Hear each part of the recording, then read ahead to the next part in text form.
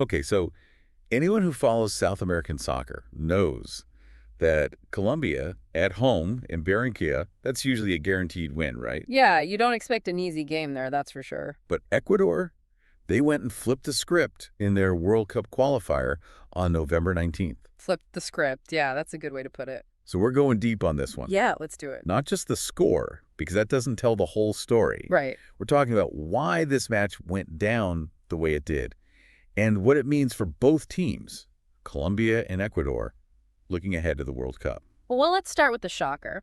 Ecuador, they won 1-0 in Colombia. Yeah, that is not something you see every day. Right. Not a common thing at all, especially in Barranquilla. Not at the Estadio Metropolitano. So Enner Valencia, 7th minute, scores the only goal of the match. Yeah.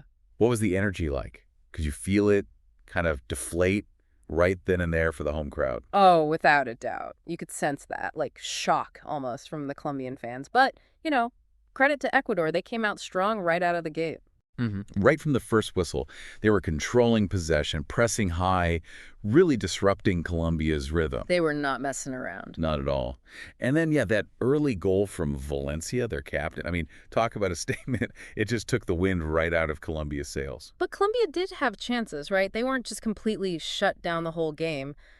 I mean, you had guys like Luis Diaz, John Cordoba. They were pushing hard to try to equalize. Oh, yeah, Colombia definitely had their moments. But man, Hernan Galindez in goal for Ecuador, he was a wall. I mean, especially that double save he made in the 22nd minute. Just incredible reflexes. He single-handedly kept them in the game. And then things got even crazier.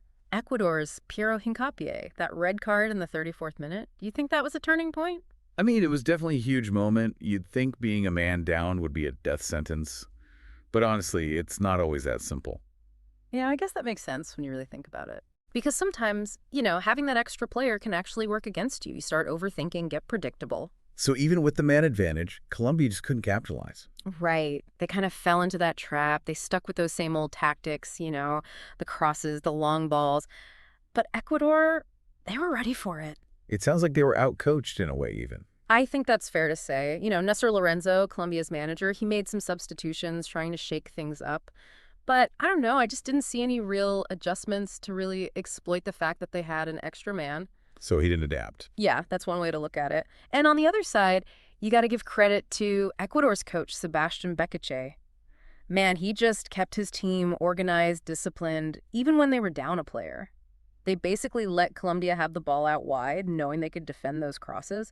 It was really a masterclass in tactical flexibility, and Ecuador actually looked more dangerous, even down a man. Wow. Yeah.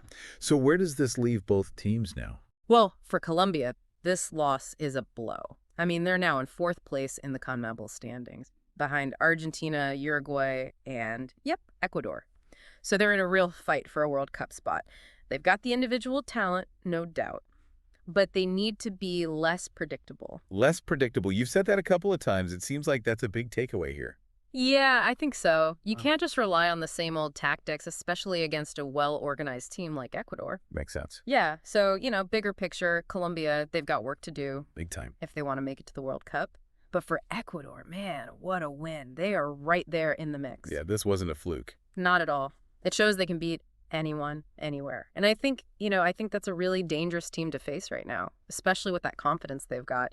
Our source even said anything can happen. Absolutely. Anything can happen. And I think, this game, it's a perfect example. It really makes you think, with their talent, could Colombia still turn things around?